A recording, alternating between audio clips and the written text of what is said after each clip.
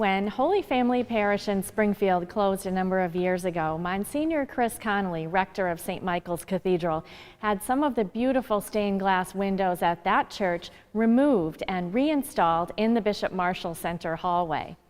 Inspired by the beauty of those windows, Father Matthew Alcombright, pastor here at Mary Mother of Hope, thought maybe he could do the same with the windows from the former Our Lady of Hope Church. As Steve Kiltonick explains, for Father Matt, it's all about preserving history and the legacy of that former great church on Hungry Hill. On December 31st, 2009, Springfield's Our Lady of Hope Parish, established primarily to serve the city's Irish immigrants, held its final Mass. After closing, the parish merged with St. Mary's across town to form the newly created Mary Mother of Hope Parish.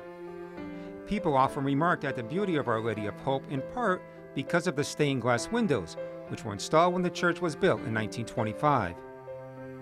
Father Matthew Alcombright is the administrator of Mary Mother of Hope. Several years ago, he went on a routine visit to Our Lady of Hope. It was his first time inside the church. It struck me that day I went in there, it was a beautiful day, sun shining through the windows, and just how beautiful the windows were. The church itself is beautiful, but the windows are just stunning. The detail and the colors and the imagery in them. And so I just began thinking, could we use them here? Because we have a lot of open window space in our parish center, in the foyer and in the breezeway going up into the church.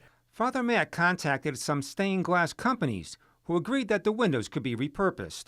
The main goal of this project is to preserve history, to preserve the history of that parish, but also just religious artwork. I mean, that's what windows are, they're art. He then announced the idea to parishioners to gauge their interest.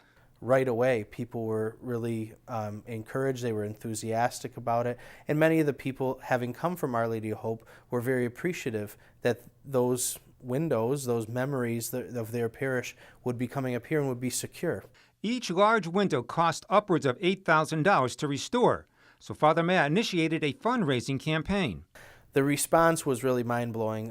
The parishioners here, the people, raised just about $45,000 in funds. Parishioners had their favorites, but only so many windows could fit into the allocated space at Mary Mother of Hope. I wanted windows that weren't a repeat of scenes that we already have in the church. And I want ones that are unique. For the actual repurposing of the windows, Father Matt called Guardia Stained Glass Studios in Great Barrington. Off the beaten path, at the end of an old country dirt road, situated inside a rustic building, is the studio. When entering, it's like stepping back in time to an old-world European workshop. David Guarducci is the company's owner and founder. He opened a studio in neighboring Housatonic years ago, but moved to the country where he and his partners could work without distraction. The firm has a long history throughout the Springfield Diocese for their excellent work over the years. Guarducci's been working with stained glass since he was 12, when he started learning the craft from his grandfather, a stained glass artist in New York City. I kind of learned it from the traditional ground up by cleaning up after the craftsmen and becoming more and more interested and really wanted to learn the art of stained glass. On the studio walls are the sketches of some of Guarducci's work over the years, which includes the restoration of stained glass for museums, public buildings, and libraries. Liturgical artwork, restoration, and design, however, is his main interest. Here, it's like family. He's worked with Chuck Woodard for over 36 years and Woodard's wife Annie for almost as long.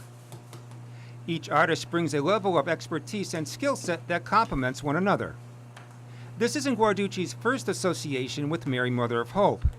25 years ago, he designed and installed new stained glass windows at then St. Mary's.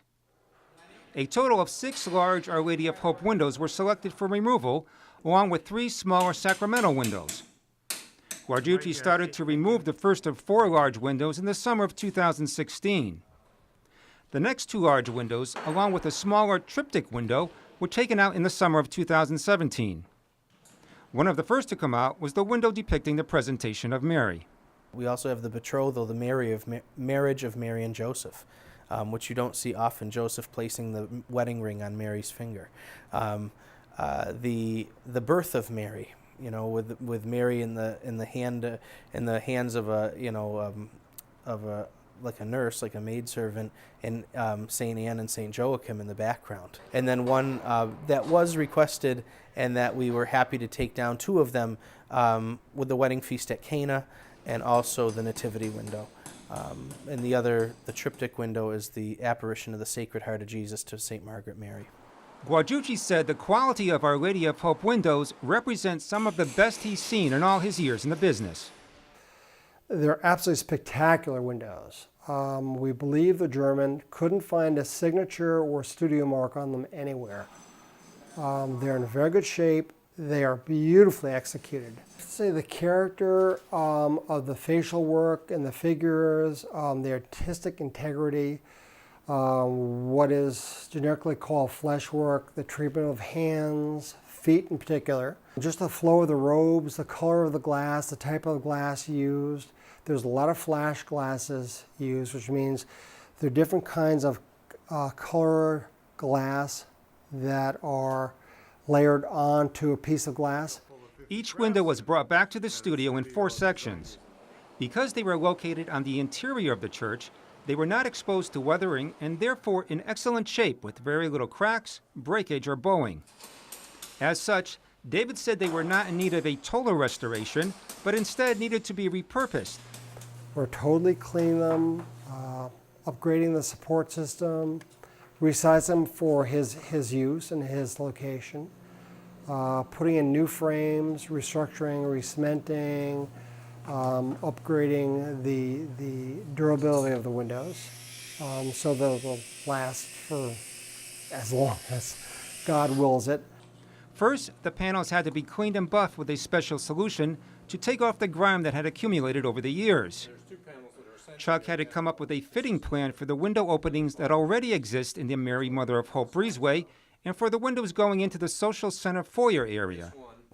This bottommost area of about 5 inches of work had collapsed in the opening, and the leads were all in very bad shape, and there had been other repairs on it, and the repairs had weakened the panel. To fix the problem, Chuck had to disassemble and rebuild the bottom sections. I've rebuilt that part, and right now I'm about to solder up the rebuilt portion, the added borders, and the sized up width on it. Following that, the whole panel will be weatherproofed as if it had been re-leaded. It'll be weatherproof to replace putty that's fallen out of the canes, and on both sides cleaned, and then it will have support bars attached to it. Lastly, a cabinet maker was hired to design the frames in which the windows would permanently sit. The installation of the windows took place in several stages beginning last summer until the final installments this past December. The 3 smaller windows depicting the sacraments are located in the rectory. The baptism window was placed in the living room, and the Adoration Chapel features the windows of Holy Orders and the Holy Eucharist. The parishioners have been really, really happy and excited about it. I'm very happy and excited about it, and it really just beautifies our space as well. The transformation of the windows from Our Lady of Hope to Mary, Mother of Hope, is spectacular. It's so detailed. It's really, it's not just looking at a picture. It's kind of like looking at a live story, that's being told, and you can see it in the faces and the expression, the character that's in each of the in each of the figures. So they're impressive windows. One lingering question remains. What is the name of the German stained glass company that designed the windows nearly a century ago? Father Matt hopes to solve the mystery. If he does, the final chapter on the saga of the Mary Mother of Hope windows will close. For Real to Real, I'm Steve Kiltonick. Father Matt, while attending a conference in New Orleans last fall, thought that windows at a cathedral there looked very similar to the Our Lady of Hope windows. And upon further research, a German stained glass company was contacted, but Father Matt is still waiting for a reply. He remains optimistic that the true creator of Our Lady of Hope windows will be found.